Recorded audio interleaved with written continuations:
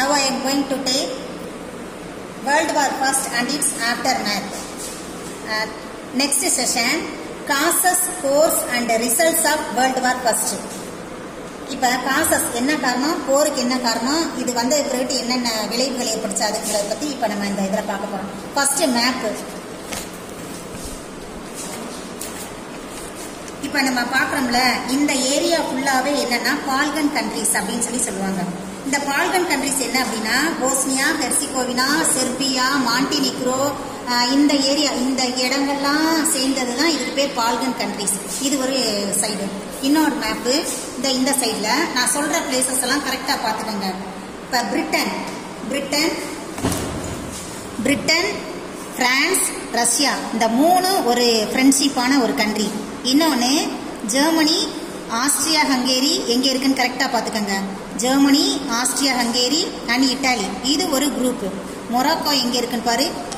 Russia, Japan ஒரு குட்டி கண்ட்ரியான Japan, சின்ன place.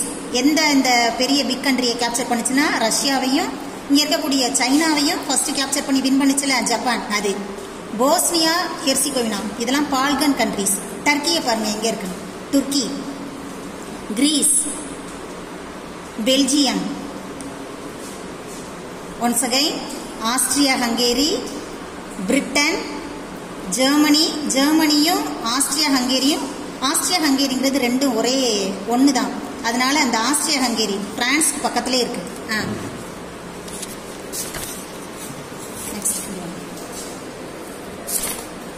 Causes, course and results of world war first. Causes European alliance and counter alliance ஒரு குரூப்பா பிரிகிறாங்க. எப்படி அப்படின்னா யூரோப்பியன் அலையன்ஸ், இன்னொன்னு கவுண்டர் அலையன்ஸ் அப்படின்னு சொல்லி ரெண்டு குரூப்பா இந்த வார் ஸ்டார்ட் ஆகுது. எந்த இயர்ல அப்படின்னா இன் 1900 5 of the European great powers were divided into two armed camps. Two பார்ட்டா பிரிகிறாங்க. எப்படி அப்படின்னா one camp consisted of the central powers, ஒரு Germany, Austria Hungary and Italy இது ஒரு group. United the guidance of Bismarck, they had formed the Triple Alliance in 1882. இது யாரோட leader, இதுக்கு யார் லீடரா இருக்கான பிஸ்மார்க்கோட தலைமையில 1882ல இந்த ட்ரிபிள் அலையன்ஸ், இந்த மூவர் கூட்டணி ஆரம்பிக்கிறாங்க. இந்த understanding was that Germany and Austria would help each other. இவங்களுக்கு என்ன, யார் இதுக்கு லீடரா இருக்கான ஜெர்மனி தான். The other camp consisted the France and Russia. இன்னொரு குரூப்ல ஆப்போசிட் சைட்ல பிரான்ஸும் ரஷ்யாவும் ஒரு கூட்டணி. Their alliance was formed in 1894ல with the promise of mutual help in the Germany attacked either of them.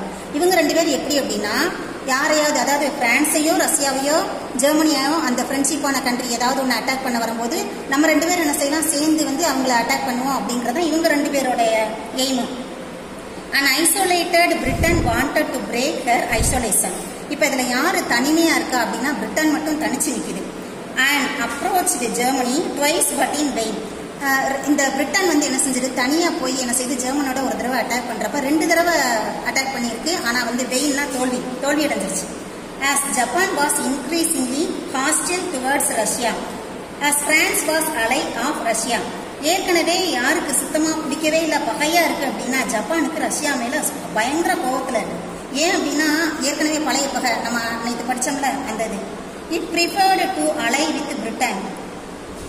1902ல பிரிட்டனோட போய் ஒரு அலைஸ் வச்சுக்கிறது ஜப்பான்.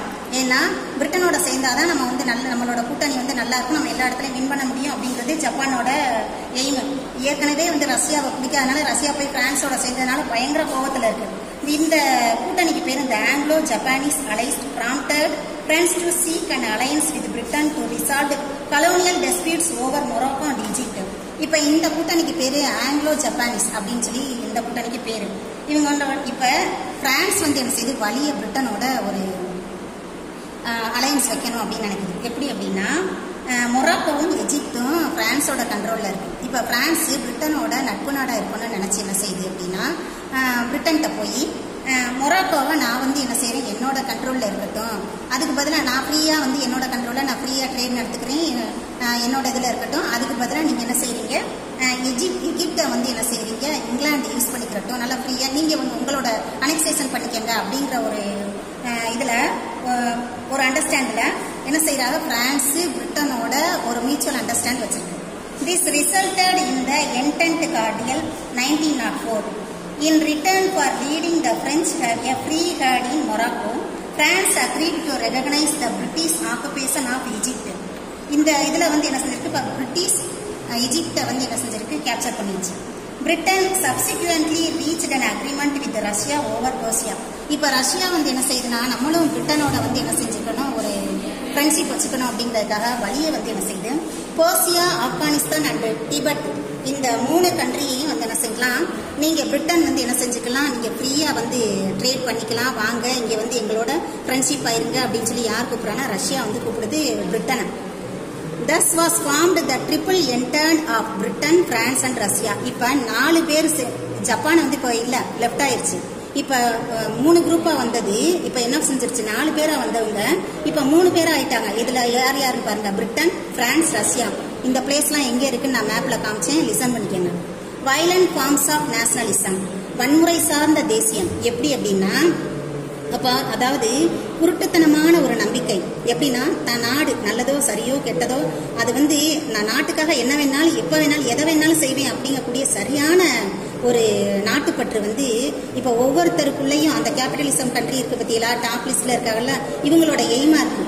யார் யார் அப்படின்னா, with the growth of nationalism the attitude of my country rights or wrong, I support it developed. என் கண்ட்ரிக்காக நான் என்ன செய்வேன், என்ன வேணாலும் செய்வேன், அது நல்லதோ கெட்டதோ சரியோ தப்போ அதுக்காக நான் என்ன வேணாலும், இப்படி ஒரு குருட்டுத்தனமான நம்பிக்கை இருக்கு.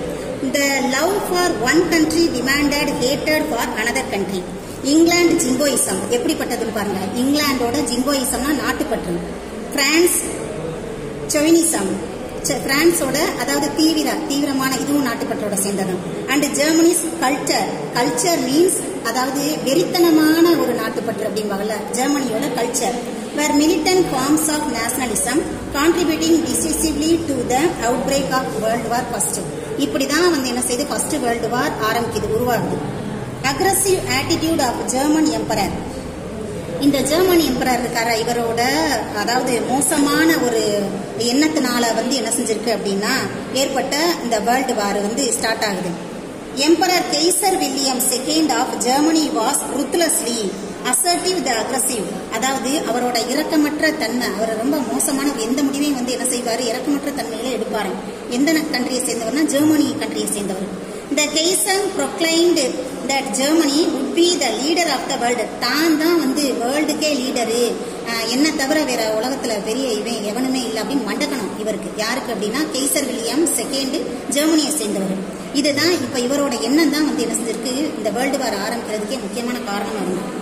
The German Navy was expanded, the sea being considered the preserved England ever since Napoleon defeated the Trafalgar 1805. அதாவது இந்த அதாவது இவரோட ஜெர்மன் நேவி இருக்குல்ல, அதை வந்து எக்ஸ்பேண்ட் பண்ணிட்டே இருக்காரு. அதுக்கு ரொம்ப அதாவது பிராக்டிஸ் கொடுக்குறாரு.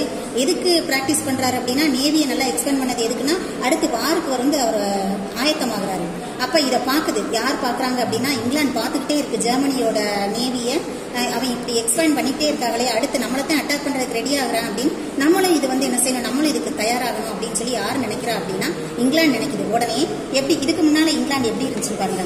இங்கிலாந்துக்கும் பிரான்ஸுக்கும் இந்த இருக்கலாம், சின்ஸ் நெப்போலியன் டிஃபீட்டட் ட்ராஃபால்கர் 1805ல நெப்போலியன் பிரான்ஸை சேர்ந்தவர் என்ன செஞ்சிருக்கா, அவரை டிஃபீட் பண்ணிருச்சு பிரிட்டன். அதுல இருந்து அந்த ஏரியா, அந்த மெடிட்டரேனியன் சி, அந்த நார்த் சி இருக்கு பத்தியெல்லாம், அந்த சி இருக்கக்கூடிய அந்த போக்குவரத்தை பூரா இவங்களோட கண்ட்ரோல்ல தான் இங்கிலாண்டோட ஃப்ரீயா வந்து என்ன செஞ்சிருக்கு, ட்ரேட் அவங்களோட ஷிப்பு தான் நிற்கும், அவங்க அதை அந்த வளத்தை வந்து யூஸ் பண்ணிக்குவாங்க. இங்கிலாந்து அப்படி இருந்துச்சு. இப்ப Germany's aggressive diplomacy and rapid building naval bases convinced Britain that Germany Navy could be direct only against her. இப்ப பிரிட்டிஷும் அந்த அந்த ஏரியா இருக்கு பத்தியலா, சீ போட்டு அந்த ஏரியாவில் இவங்களோட நாவல் பவர்ஸ் இருக்குல்ல, அதையும் இவங்களும் என்ன செய்யறாங்க, ஜெர்மனி மாதிரியே எக்ஸ்பேண்ட் பண்ணி அந்த ஆர்மி அந்த சோல்ஜர்ஸ்க்கு வந்து என்ன செய்யறாங்க, பிராக்டிஸ் கொடுக்குறாங்க. அப்ப 2 பேரும் ஆயத்தமாகிறது. இது ஒரு அதாவது இப்ப இருக்கு பத்தியலா, நம்ம நாட்டை வந்து எப்ப சைனா அட்டாக் பண்ணும் அப்படின்னு சொல்லி இந்த பார்டர் எல்லைக்காக இப்ப ரெடியா, இப்ப நம்ம ரீசெண்டா நடந்துகிட்டு இருக்கு பத்தியலா, நம்மளோட இந்தியாவோட சண்டைக்கு ஃபைட் பண்றதுக்கு சைனா ரெடியா இருக்கிற மாதிரி இந்த மாதிரி ஒரு போர் மேகம் வந்து எங்க சூழ்ந்துருந்துச்சுன்னா, ஜெர்மனிக்கும் இங்கிலாந்துக்கும் இருந்துச்சு. Therefore, Britain empered the naval race which heightened the tension between the two powers. எப்போ ஃபைட் நடக்கும்னு சொல்ல முடியாத அளவுக்கு ரெண்டு கண்ட்ரியும் வந்து என்ன செஞ்சிருக்கு, தயாராக இருந்துச்சு. எப்போ ஃபர்ஸ்ட் வேர்ல்டு வார் எந்த இயர்லேருந்து எந்த இயர் வரைக்கும் நடக்குது அப்படின்னா 1914 18 வரைக்கும் நடக்குது. இப்போ இருக்குல்லப்பா, இப்போ நோய் வந்திருக்கு பார்த்தீங்களா, என்ன நோய், COVID-19. இதே மாதிரியே 100 இயர்ஸ்க்கு முன்னால என்ன செஞ்சிருக்குன்னா, இந்த ஃபர்ஸ்ட் வேர்ல்டு வார் முடிஞ்ச உடனே 100 இயர்ஸ்க்கு முன்னால 1918 ஒரு நோய் ஸ்டார்ட் ஆச்சு. என்ன நோய் அப்படின்னா இன்ஃப்ளூயன்ஸா அப்படின்னு சொல்லக்கூடிய. எதுல இருந்து ஆரம்பிச்சிருக்குன்னா, இந்த ஆட்டம் பாம்பு இருக்கு பார்த்தீங்களா, இந்த இதுல இருந்து என்ன செஞ்சிருக்கு, புதுசா ஒரு நோய் இதே மாதிரியே நிறைய மனித உயிர்களை கொல்லக்கூடிய அளவுக்கு இதே மாதிரியே மாசம் போட்டு ஆயிரக்கணக்கான மக்கள், லட்சக்கணக்கான மக்கள் வந்து என்ன செஞ்சிருக்காங்க, 100 இயர்ஸ்க்கு முன்னால இதே மாதிரியே COVID-19 மாதிரி அப்பவே வந்து யூரோப் கண்ட்ரிஸ் ஃபுல்லாவே, வேர்ல்டு ஃபுல்லாவே வந்து இந்த இன்ஃப்ளூயன்ஸா நோய் மனிதர்களை வந்து நிறைய கொண்டிருக்கு. அதே மாதிரி இப்ப இந்த புதுசா இந்த COVID-19 இப்ப வந்திருக்கு.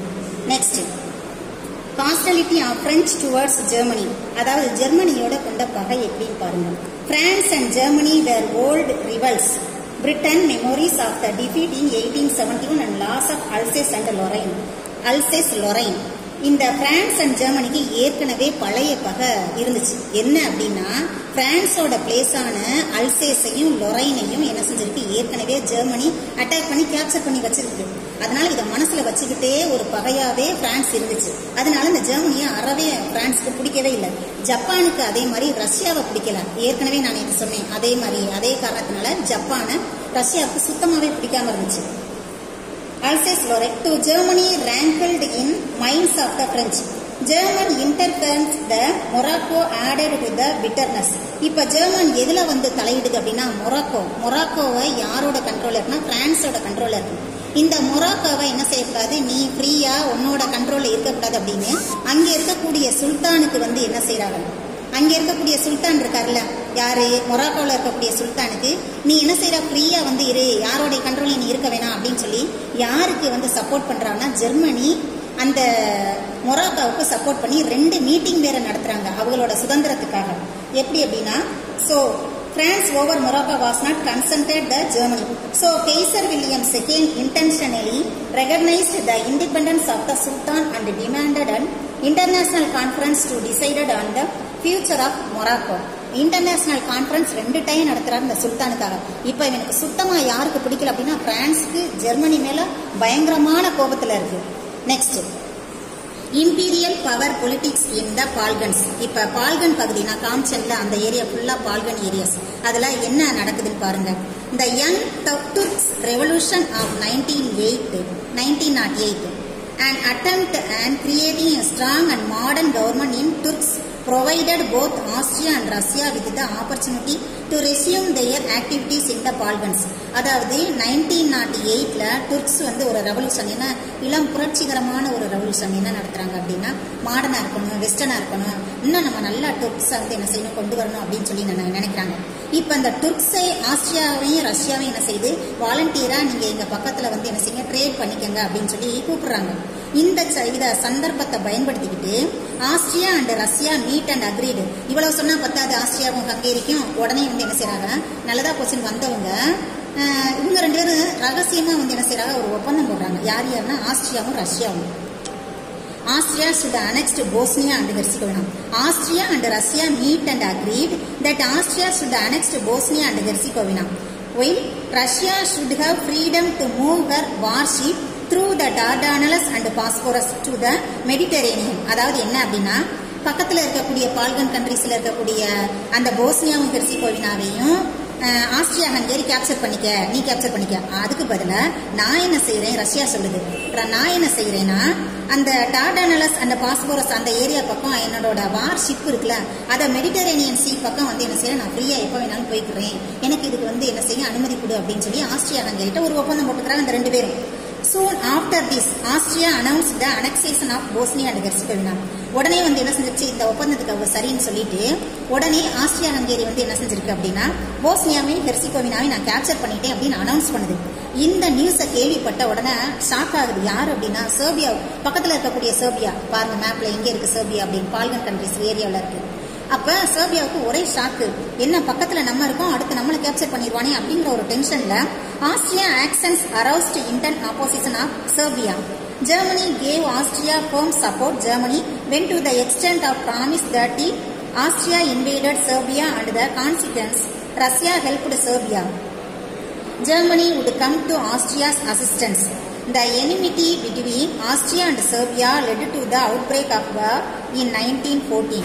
இப்ப செர்பியாவுக்கு ரஷ்யா பக்கத்துல இருக்கக்கூடிய கண்டிப்பா ரஷ்யாட்ட போய் சப்போர்ட் கேட்பாங்க. அப்ப ரஷ்யா வந்து செர்பியாவுக்கு ஹெல்ப் பண்ற பட்சத்துல நம்ம என்ன செய்வோம், கண்டிப்பா ஆஸ்திரியா ஹங்கேரிக்கு என்ன ஆபத்து எப்பெல்லாம் யாரெல்லாம் கொடுக்குறாங்களோ அப்பெல்லாம் நான் ரெடியா இருப்பேன் அப்படின்னு ஏற்கனவே ஒரு ஒப்பந்தம் போட்டிருந்தாங்கல்ல ஜெர்மனி. இப்ப என்ன செய்யறாங்க, அவங்க 2 பேரும் இப்ப நான் ஹெல்ப் பண்ணுவேன், இந்த சந்தர்ப்பத்தை பயன்படுத்தி நான் என்ன செய்வேன், ஜெர்மனி உடனே நான் உள்ள வரணும், உடனே அட்டாக் பண்ணணும் அப்படின்னு சொல்லி செர்பியா மேலேயும் ரஷ்யா மேலேயும் ஒரு அட்டாக் பண்ணணும் அப்படின்னு ஒரு கரெக்டா ரெடி ஆயிருச்சு. இதுதான் 1914 ஃபர்ஸ்ட் வேர்ல்டு வார் நடக்கிறதுக்கு ஒரு காரணமா இருந்துச்சு. இந்த Balkan wars. Turks was the powerful country in the southwestern Europe in the first half of the 18th century. 18th century first halfல துருக்கி இருக்குல்ல, அது பவர்ஃபுல் கண்ட்ரியா இருந்துச்சு ஃபர்ஸ்ட் ஹாஃப்ல. அதுக்கு பிறகு பார்த்தா ரொம்ப வீக் ஆயிருச்சு 19th centuryக்கு பின்னால. The Ottoman Empire extend over the Balkans and across Hungary to Poland. The empire contained many non-Turkish people in the Balkans. அதாவது போலந்துல இருந்து ஹங்கேரி வரைக்கும் பால்கன் ஏரியாஸ் ஃபுல்லா டர்க்கியோட கண்ட்ரோல்ல தான் இருந்துச்சு. இப்ப அந்த பால்கன் கண்ட்ரீஸ்லே நிறைய துருக்கிய சாராத மக்கள் இருக்காங்க, பல இன மக்களும் அந்த பால்கன் ஏரியாஸ்ல நிறைய பேர் என்ன செஞ்சிருக்காங்க, வாழ்ந்திருக்காங்க. Both the Turks, their subject of different nationalism in the Balkan, indulged in the most frightful massacre and atrocities. அதனால பால்கன் அந்த டர்க்கிஸ் இல்லாத பல இன மக்கள் வாழ்ந்ததுனால நிறைய ஃபைட், அதாவது ரொம்ப இனப்படுகள், நான் பெரியவனா நீ பெரியவனா, ஏ இனமா ஓ இனமா அப்படின்னு சொல்லக்கூடிய அளவுக்கு நிறைய ரொம்ப ஃபைட். அதாவது இப்ப நடந்துச்சுல இனப்படுகொலைகள், அதுக்கு பேர் என்ன அப்படின்னா த ஆர்மேனியன் ஜெனோசைட் இன் த ஃப்ரைட்ஃபுல் எக்ஸாம்பிள்ஸ். எப்படி இருந்துச்சு அப்படின்னா இனப்படுகொலை, ஆர்மேனியன்ல ஜெனோசைட், கொத்து கொத்தா மக்களை என்ன செய்யறாங்க, கொடூரமான முறையில படுகொலைகள் நடக்குது. இப்ப நடந்துச்சு பத்தியா அமெரிக்காவில் ஜார்ஜ் ஃபிளாய்ட பண்ணாங்கல்ல ஒரு இனப்படுகொலை, ஒரு கருப்பினம் அப்படிங்கிறதுக்காக ஒரு ஈவு இறக்கமற்ற தன்மையில இந்த அமெரிக்காவில் நடந்துச்சு பத்தியா. இப்ப ஒரு 2 வீக்ஸ்க்கு முன்னால ஒரு 3 வீக்ஸ் இந்த மந்த்துக்குள்ள நடந்துச்சு பத்தியா, அதே மாதிரியே ஒரு படுகொலை. அதாவது மக்களுக்கு இன வாயிலா என்ன செய்யற கொத்து கொத்தா மக்களை கொள்றாங்க. இதுதான் ஆர்மீனியன் ஜெனோசைட்ஸ் படுகொலை எக்ஸாம்பிள்ஸ். இப்படி பால்கன் கண்ட்ரீஸ்ல டர்க்கி சாராத பல இன மக்கள் வாழ்ந்ததுனால பல இன படுகொலைகள் நடக்குது. Taking advantages of the political and economic instability of the Turkish empire from the second half of the 18th century. இப்ப அடுத்த 18th centuryல செகண்ட் ஹாஃப்ல துருக்கி என்ன செஞ்சிச்சுன்னா ரொம்ப மோசமான நிலைமைக்கு ரொம்ப வீக் ஆயிடுச்சு. Greeks followed by others began to see one after another from துர்க்கிஸ் control. இப்ப ஒன்னா என்ன செஞ்சிருச்சு, விலக ஆரம்பிச்சிருச்சு. அதாவது பால்கன் கண்ட்ரிஸ் துர்க்கி கண்ட்ரோல்ல வச்சிருந்துச்சுல. இப்ப ஒவ்வொருத்தரா துர்க்கி வீக் ஆன உடனே என்ன செஞ்சா கிரீஸ் ஒவ்வொன்னா என்ன கலர ஆரம்பிக்குது. எதெல்லாம் ஃபர்ஸ்ட் அப்படின்னா எப்படின்னு பாருங்க, மாசிடோனியா அடுத்த மிக்ஸ்டு பாப்புலேஷன். மாசிடோனியாவில் நிறைய மக்கள் மிக்ஸ்டு பாப்புலேஷன், பல இன மக்கள் இருந்திருக்காங்க. அதனால இங்க அடிக்கடி ஃபைட் நடந்துகிட்டே, சண்டை நடந்துகிட்டே இருக்கு. There were rivalries among Greece, Serbia, Bulgaria and later Montenegro. இப்ப இந்த 4 countries எந்தெந்த country சொன்னேன், Greece, Serbia, Bulgaria and later Montenegro. அந்த 4 கண்ட்ரீஸும் சேர்ந்து என்ன செய்யுதுன்னா இந்த மாசிடோனியாவை கேப்சர் பண்றதுல ரொம்ப, அதாவது யார் எவ்வளவு இடத்த பிளேஸை பிடிச்சிக்கலாம் அப்படின்றதுல ஒரு கண்ட்ரீஸ் வந்துருச்சு. இப்ப இவங்க 4 பேரும் சேர்ந்து என்ன செய்யறாங்க, துர்க்கியை என்ன செய்யறாங்க, அட்டாக் பண்றாங்க. அட்டாக் பண்ணப்ப துர்க்கி என்ன செஞ்சிருச்சு, இதுக்கு முன்னால துர்க்கியோட கண்ட்ரோல்ல தான் இந்த பால்கன் கண்ட்ரிஸ் இருந்துச்சு. ஆனா இப்ப பார்த்தா இவங்க எல்லாரும் சேர்ந்து கிரீஸ் எல்லாம் சேர்ந்து என்ன செஞ்சிருச்சு, ஃப்ரீ ஆயிடுச்சுல, சுதந்திரமா வந்துருச்சுல. இதுக்கு பின்னால துர்க்கியை அட்டாக் பண்றாங்க. இதுதான் first Balkan war. In March 1912 நடக்குது first Balkan war. They formed the Balkan Leagues. The league attacked, league means group. The league attacked and defeated Turkish forces in the first Balkan War. எந்த இயர்ல இருந்து எந்த year வரைக்கும், 12ல இருந்து 13 வரைக்கும். According to the Treaty of London signed in May 1913, the new state of Albania was created and the other Balkan states divided up Macedonia between them. அதாவது 1913 அந்த 1 இயர்ல ஃபர்ஸ்ட் பால்கன் வார் முடிஞ்சிருச்சு. என்ன ட்ரீட்டி சைன் பண்றாங்க அப்படின்னா ட்ரீட்டி ஆஃப் லண்டன் சைன்ல. திரும்பி 1930 இது புதுசா ஒரு கண்ட்ரி உருவாகுது. என்ன கண்ட்ரி அப்படின்னா அல்பேனியான்னு ஒரு புதிய நாடு உருவாகுது. இப்ப Balkan states divided up Macedonia between them. Turkey was reduced to the area around Constantinople. அவ்வளோ பெரிய துருக்கி இப்போ வந்து என்ன செஞ்சிருக்காங்க, எதை மட்டுமே கண்ட்ரோலில் வச்சிருக்கு அப்படின்னா கான்ஸ்டான்டினோபிள்னு ஒரு சின்ன பகுதியை மட்டும்தான் வந்து என்ன செய்யுது, கொஞ்சம் ஒரு சில பகுதிகளை மட்டும் அதில் கான்ஸ்டான்டினோபிள் இதை மட்டும்தான் வந்து தன்னோட கண்ட்ரோலில் இந்த துருக்கி வந்து இருக்கு. அந்த அளவுக்கு வீக் ஆயிருச்சு இந்த துருக்கி. The divisions of Macedonia, however, did not satisfy Bulgaria. இந்த மாசிடோனியாவை பிரிச்சதுல பல்கேரியாவுக்கு கொஞ்சம் கூட சாட்டிஸ்பாக்சனே இல்லை. அதனால என்ன செய்யறாங்க, இவங்களுக்குள்ள மறுபடியும் ஒரு ஃபைட்டு. இதுதான் second Balkan war. Bulgaria attack Serbia and Greece. Bulgaria 2 கண்ட்ரியை வந்து என்ன செய்து அட்டாக் பண்ணுது. எதாவது அப்படின்னா கிரீஸையும் செர்பியாவையும் என்ன செய்து அட்டாக் பண்ணுது.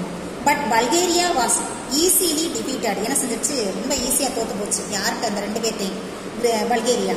The second Balkan War ended with the signing of Treaty of Bucharest in August 1913. இந்த ட்ரீட்டி, புச்சாரஸ்ட் ட்ரீட்டின் படி இந்த வார் வந்து என்ன செஞ்சிருச்சு, ஒரு முடிவுக்கு வந்துருச்சு. செகண்ட் பால்கன் வார் 1913ல. Immediate causes. இப்போ உடனடியாக என்ன காரணம் அப்படின்னு பாருங்க. இந்த ஃபர்ஸ்ட் வேர்ல்டு வார் நடக்கிறதுக்கு உடனடி காரணம் என்ன அப்படின்னா இதான் ரீசன். இது இம்பார்ட்டன்ட், இது நல்லா லிசன் பண்ணுங்க. The climax to these events in the Balkans occurred in Sarajevo in Bosnia. On 28 June 1914, the Archduke Franz Ferdinand, nephew and the heir to French Joseph, Emperor of Austria-Hungary, was assassinated by Princip, a Bosnian Serb. அதாவது இந்த Balkan accord, அந்த Austria ஹங்கேரியை சேர்ந்த எம்பரரோட வாரிசான France ஜோசப்போட இவரோட நெப்பியோ அப்படின்னா மருமகன், அவர் தான் அந்த French Ferdinand. அப்போ அந்த ஆஸ்ட்ரியா ஹங்கேரியோட வாரிசும் மருமகனுமான பிரான்ஸ் பெர்டினாண்ட் வந்து என்ன செய்யறாரு, அந்த இதுக்கு வந்து சுத்தி பார்க்க வர்றாரு. எங்க அப்படின்னா செராஜியோ, போஸ்னியா அண்ட் ஹெர்சிகோவினா அந்த ஏரியா இருக்கு பார்த்தீங்களா, அந்த இடத்துக்கு வரும்போது போஸ்னியன் செர்பால அவர் என்ன செஞ்சிட்டாரு, சுட்டுக் கொல்லப்பட்டார், கொலை செய்யப்பட்டார். இத காரணம் இந்த இளவரசன் யாருன்னா பிரான்ஸ் பெர்டினாண்ட போஸ்னியன் செர்பால என்ன செஞ்சிட்டாங்க, கொலை பண்ணப்பட்டாரு இந்த France Ferdinand. Austria saw in this an opportunity in eliminated the Serbia as the independent state. இத காரணம் கருதி செர்பியாவை தனிமைப்படுத்தணும், இதை தனி நாடா நம்ம இதை விட்டு வைக்க கூடாது, இப்படி நம்ம இளவரசனை கொண்டுட்டானே அப்படின்னு ஆஸ்ட்ரியா படு டென்ஷன் ஆகுது. இதுதான் இந்த வாருக்கு முக்கியமான, இவர் இறந்ததுதான் உடனடி காரணம் இந்த ஃபர்ஸ்ட் வேர்ல்டு வார் ஏற்படுறது. எப்போ ஃபர்ஸ்ட் வேர்ல்டு வார் நடந்துச்சு அப்படின்னா 1914 இருந்து 1918 வரைக்கும். அப்போ எத்தனை கண்ட்ரி சேர்ந்திருக்காங்க, இது வரைக்கும் நம்ம எத்தனை கண்ட்ரியை பார்த்துருக்கோம் அப்படின்னா பாருங்க, எத்தனை வருஷம். ஒரு நாள் ஃபைட் நடந்தாலே நம்ம வீட்டில் வந்து நம்மளால தாங்கிக்க முடியல, எவ்வளோ பேர் நம்ம குடும்பம் எவ்வளோ பாதிக்கப்படுது. இதில் பாருங்க 1914 இருந்து 18 வரைக்கும் சண்டை நடந்துச்சு அப்படின்னா வேர்ல்டுக்குள்ள அப்படின்னா அப்போ அந்த நாடு, அந்த மக்கள், அந்த பொருளாதாரம் இதெல்லாம் எப்படி பாதிக்கப்படும். ஃபார் எக்ஸாம்பிள் இப்போ நம்மளுக்கு நடந்துட்டு இருக்கு பார்த்தீங்களா COVID-19. இப்போ நம்ம மக்கள் எவ்வளவு பாதிப்படைகிறாங்க, ஒவ்வொருத்தரும் வேலைக்கு போக முடியாம எந்த அளவுக்கு பாதிப்படைகிறாங்க. இதே மாதிரியே 100 இயர்ஸ்க்கு முன்னால இதாவது வார் இல்லாத ஒரு டிசீஸ் பரவிருக்கு. ஆனா அப்ப வந்து வார், அதனால உருவானது அந்த இன்ஃபுளுன்சா நான் சொன்னேன்ல முதல், அந்த இன்ஃபுளுன்சா நோய் வந்து என்ன செஞ்சிருக்கு, that it should strike first. It declared war on Russia on 1st August. Germany had no quarrel with France. இப்போ வந்து என்ன செய்யுது அப்படின்னா ரெடியா இருக்கு ஜெர்மனி ஃபைட் பண்றதுக்கு. ஆனா ஜெர்மனிக்கு பிரான்ஸ் மேல எந்த விதமான கோபமும் இல்லை. ஆனா ரஷ்யா மேல அட்டாக் பண்றதுக்கு ரெடியா இருக்கு. ஏன்னா ரஷ்யா சோபியாவுக்கு ஹெல்ப் பண்ணுவேன் அப்படிங்கிற ஒரு வதந்தியில கண்டிப்பா என்ன செய்யணும், அப்ப ரஷ்யாவோட ஃபைட் பண்ணும்போது அவனோட ஃப்ரெண்ட்ஷிப்பான கண்ட்ரி தானே பிரான்ஸ், அப்போ பிரான்ஸையும் அட்டாக் பண்ணணும் அப்படிங்கிற ஒரு இதுல ரெடி ஆயிடுச்சு Germany. Germany had no quarrel with France, but because of the Franco-Russian alliance, the German army, which was planning a war against both France and Russia, wanted to use the occasions of the advantages.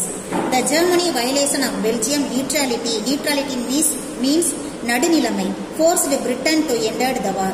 இப்போ வந்து என்ன செய்யுது, Belgium எவ்வளவோ சமாதானம் பண்ணி பார்க்குது, fight பண்ணாமல் இருக்கலான்னு. ஆனால் இவரோட இந்த பேச்சை, பெல்ஜியத்தோட பேச்சை யாரும் வந்து கேட்குற மாதிரி இல்லை. அதனால ஜெர்மனி உடனடியாக வாருக்கு ரெடி ஆயிடுச்சு. இப்போ பிரிட்டன் வந்து என்ன செய்யுது அப்படின்னா இப்போதான் என்றாகுது. பிரிட்டன் இப்போ இனிமே தான் கலந்துக்க போகுது. ஏன் அப்படின்னா பிரான்ஸும் ரஷ்யாவும் இவங்களோட சென்ட்ரல் பவர் இல்லையா, இவங்களோட ஃப்ரெண்ட்ஷிப்பான கண்ட்ரிஸ் இல்லை.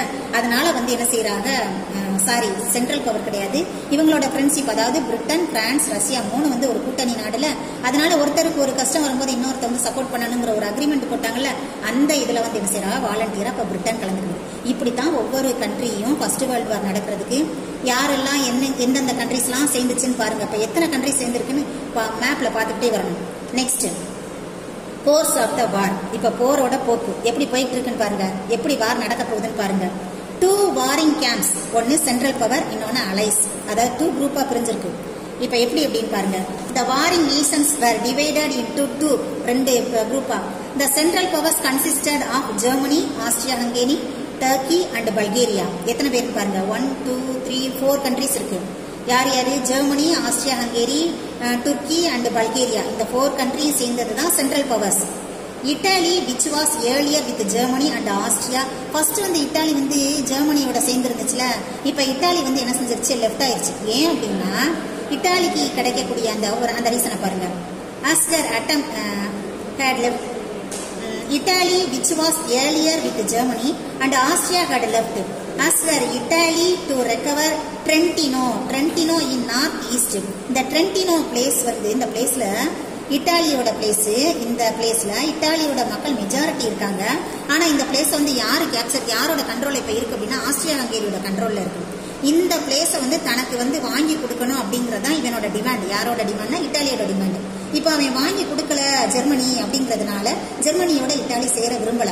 அதனால என்ன செஞ்சிருச்சு, இட்டாலி நைஸா நழுவிருச்சு. இப்ப எந்த பக்கம் வரப்போகுது அப்படின்னா இட்டாலி அந்த எந்த பவர் இருக்குல்ல, அலைஸ் கண்ட்ரிஸ் இருக்குல்ல, பிரிட்டன், பிரான்ஸ், ரஷ்யா, அந்த சைடு வந்து யாரு வரப்போறா அப்படின்னா இட்டாலி வரப்போகுது. இப்ப பிரிட்டனோட போய் ஒரு சீக்கிரட்டா ஒரு அலையன்ஸ் ஒரு ஒப்பந்தம் பண்றாங்க, சைன் பண்ணது யாருன்னா இட்டாலியும் பிரிட்டனும். என்ன சொல்லி அப்படின்னா இந்த அவன் சொன்னாங்கல்ல ட்ரென்டினோங்கிற பிளேஸ்ல இருக்கக்கூடிய மக்கள் பூரா மெஜாரிட்டி பீப்புள் இட்டாலியை சேர்ந்தவங்க. அதனால அந்த பிளேஸ் வேணுங்கிறதா இவங்களோட டிமாண்ட், இட்டாலியோட டிமாண்ட். சரியா? remanded and parcel Austria. Trentino in north Italy where Italians lived in majority but remained as part and parcel of Austria-Hungary was not supported by Germany. Italy remained a neutral country when the war broke out, but it decided to enter the war hoping to gain the territory in the northeast. Britain, France and Italy. இப்ப அடுத்த கூட்டணியை பாருங்க, யார் யார் இப்ப ஒன்னா சேர்றாங்க. Britain, France, Italy வந்து சேருது.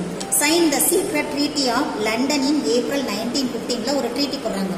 என்ன ட்ரீட்டி அப்படின்னா ட்ரீட்டி ஆஃப் லண்டன் அப்படிங்கறதுல அந்த என்னோட பிளேசஸை வந்து நீங்க திருப்பி மீட்டு கொடுத்தீங்கன்னா நான் வந்து என்ன செய்றேன், உங்களோட இந்த வேர்ல்டு வார்ல கலந்துக்கிறேன் அப்படின்னு இட்டாலி ஒரு சைன் பண்ணுது. சரியா?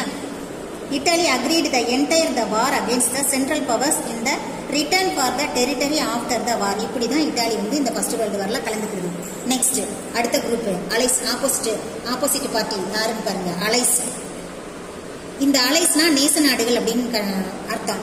9 ஸ்டேட்ஸ். இவங்க எத்தனை கண்ட்ரிஸ், எத்தனை பேர் சேர்ந்தாங்க, இப்ப எத்தனை பேர் இந்த வார்ல வந்து ஸ்டார்ட் ஆகுதுன்னு பாருங்க. 9 கண்ட்ரிஸ் இருக்காங்க. 9 states that opposed the central powers were Russia, France, Britain, Italy, the United States, Belgium, Serbia, Romania and Greece. எத்தனை கண்ட்ரிஸ் பாருங்க. இத்தனை கண்ட்ரிஸும் சேர்ந்ததான் central powers. Romania and Greece declared war on the central powers in 1916 and 1917 respectively but played little part in the war. அதாவது 16ல இருந்து 17 வரைக்கும் ஒரு அதாவது கொஞ்சம் பங்கு, எங்களோட பங்கு இந்த வார்ல ஒரு குறிப்பிட்ட அளவுக்கு தான் இருந்துச்சு. ஆனா குறிப்பிட்ட அளவுக்கு மட்டும்தான் இருந்துச்சு. Most Americans wanted their country to remain neutral and so the first 3 years America வந்து கலந்துக்கவே இல்லை, நியூட்ரலா தான் இருந்துச்சு, நடுநிலைமை வச்சுச்சு. ஆனா அது அமெரிக்கா யாருக்கு சப்போர்ட் பண்ணுச்சு, யாருக்கு ஹெல்ப் பண்ணாங்க அப்படின்னா இந்த பிரிட்டன் இருக்காங்க பத்தியா, அந்த கண்ட்ரிஸ் பிரிட்டனுக்கும் பிரிட்டனை சேர்ந்த ஃப்ரெண்ட்ஷிப்பான கண்ட்ரிஸுக்கும் எதெல்லாம் கொடுத்திருக்காங்கன்னு பாருங்க. The United States gave only moral support and valuable material aid to Britain and பிரான்ஸுக்கும் பிரிட்டனுக்கும் மெட்டீரியல்ஸும் ஃபுட்ஸும் மெடிசின்ஸும் நிறைய வந்து என்ன செஞ்சிருக்காங்க அப்படின்னா அமெரிக்கா கொடுத்து உதவிச்சு. யாருக்கு அப்படின்னா பிரிட்டனுக்கும் பிரான்ஸுக்கும் கொடுத்துச்சு. Next tsar's abortive attempts for peace. இப்ப ரஷ்யாவை சேர்ந்த ஜார் இருக்கார்ல, எம்பரர், அவர் வந்து என்ன செய்யறாரு, வார் வேணாம், மக்கள் வந்து ரொம்ப பாதிப்படைவாங்க அப்படின்னு சொல்லி எப்படியாவது பீஸ்ஃபுல்லா போகணும் அப்படின்னு சொல்லி முயற்சி பண்றாரு. ஆனா அவரும் அந்த வார்ல வந்து இருக்கார். ரஷ்யாவை தானே ஜப்பானுக்கு சுத்தமா பிடிக்காது. இப்ப வந்து என்ன நிலைமைக்கு வர்றாரு அப்படின்னா எப்படியாவது வார் இல்லாம இருந்தா போதும் அப்படின்னு ஒரு சமாதான உடன்படிக்கை பண்ணி பார்ப்போம் அப்படின்னு சொல்லி 2 இடத்துல கான்ஃபரன்ஸ் மீட்டிங் வைக்கிறாரு. பாருங்க, Tsar Nicholas II of Russia suggested to the powers that meet together to bring about the era of universal peace. In response, 2 peace conferences were held at The Hague in Holland in 1899 and 1907. இந்த 2 இயர்லயும் 2 conference meeting வச்சு பார்த்தாரு. ஆனா முடியல. But in vain, தோல்விதான். Vain means தோல்வி. Russia fought on the side of the allies. இப்ப Russia வந்து முடியல, அதனால அலைஸ் கண்ட்ரிஸோட வாருக்கு தயாராயிடுச்சு. வேற வழியே இல்லை, நம்ம வாரில் கலந்துக்கிட்டு தான் ஆகணும் அப்படிங்கிற ஒரு முடிவுக்கு ரஷ்யா வந்துருச்சு. War in western or French front. இப்ப வாரின் வெஸ்ட் பக்கம் போறோம். இப்ப மேப்ல வெஸ்ட் பக்கம் பிரான்ஸ் எந்த பக்கம் இருக்குன்னு பாருங்க. வெஸ்ட் பக்கம் இருக்கு. யார் யாரெல்லாம் வெஸ்ட் பக்கம் இருக்காங்கன்னா பிரிட்டன், பிரான்ஸ், ஜெர்மனி, இவங்கெல்லாம் வந்து வெஸ்ட் பக்கம் இருக்காங்க. ரஷ்யா வந்து ஈஸ்ட் பக்கம் இருக்கு. அதனால பாருங்க, ஃபர்ஸ்ட் இப்ப வந்து வெஸ்ட் பக்கம் ஃபைட் நடக்க போகுது. Germany steam rolled in the smashed the resistance of the people of Belgium. Smashed means கொடுமை, ரொம்ப கொடூரமான முறையில போய் ஜெர்மன் பெல்ஜியத்தை போய் அட்டாக் பண்ணுது. ஏன்னா சின்ன கண்ட்ரியான பெல்ஜியம் தாக்கு பிடிக்க முடியல. பெல்ஜியம் யாரோடதுன்னா எல்லாம் ஃப்ரெண்ட்ஷிப்பான கண்ட்ரியில, அதான் 9 கண்ட்ரி சேர்ந்துருக்கு அப்படின்னு சொல்லி அலைஸ்ல சொன்னால. பெல்ஜியத்துக்கு பக்கத்துல யாரு இருக்கா? பிரான்ஸ் இப்ப சப்போர்ட் பண்ணி பாக்குது. முடியல. அடுத்து பிரான்ஸ் அட்டாக் பயங்கரமான முறையில வந்து தாக்குறாங்க ஜெர்மனி. ஏன்னா ஜெர்மனியில வந்து ரெடியா அவன் ஆர்மி வந்து பிராக்டிஸ் பண்ணி ரெடியா வச்சிருந்ததுனால பயங்கர ஃபைட் பண்ணி என்ன செய்யறாங்க, பிரான்ஸையும் பெல்ஜியம் போட்டு அட்டாக் பண்ணதுல அவனால தாக்கு பிடிக்கவே முடியல. 1 மந்த்லயே வந்து என்ன செஞ்சிருச்சுன்னா பிரான்ஸோட அந்த பாரிஸ் இருக்கு பத்தியா, அது அப்படியே நிலகுலைஞ்சு செதஞ்சு போச்சு. அதாவது நம்மளால இனிமே எந்திரிக்கவே முடியாதுங்கிற ஒரு இது வந்து என்ன செஞ்சிருச்சு, பிரான்ஸுக்கே வந்துருச்சு. On the side of the allies, the burden of the fighting field in the French army within the month of Paris seemed almost doomed. ஒரே மாசத்துல வந்து என்ன செஞ்சிருச்சுன்னா ரொம்ப மோசமான நிலைமைக்கு பிரான்ஸ் வந்துருச்சு. நெக்ஸ்ட் சைட்ல பாருங்க, அதே பீரியட்ல எந்த பக்கம் அடுத்து ஜெர்மனி அட்டாக் பண்ணுது அப்படின்னா ஈஸ்ட் பக்கம் போயாச்சு. ஈஸ்ட்ல யார் இருக்கா அப்படின்னா இவனோட அலைஸ் கண்ட்ரிஸோட ஃப்ரெண்ட்ஷிப் கண்ட்ரி யார் அப்படின்னா ரஷ்யா இருக்கு பத்தியெல்லாம், அந்த பக்கம் போயாச்சு. இங்கேயும் சண்டை நடக்குது வெஸ்ட் பக்கமும். இப்ப ஈஸ்ட் பக்கமும் ஃபைட்டு ஜெர்மனி. இப்ப பாருங்க, பேட்டில்ஸ் ஆஃப் டனின்பர்க் அண்ட் மான். என்ன பேட்டில் நடக்குது? டனின்பர்க் அண்ட் மான். Meanwhile, Russian forces invaded East Prussia. இப்ப ரஷ்யா வந்து பிரஷ்யா மேல இன்வேட் பண்ணுது. Germany defeated them decisively. Germany இப்ப ஜெர்மனியும் ரஷ்யாவுக்கும் அட்டாக்.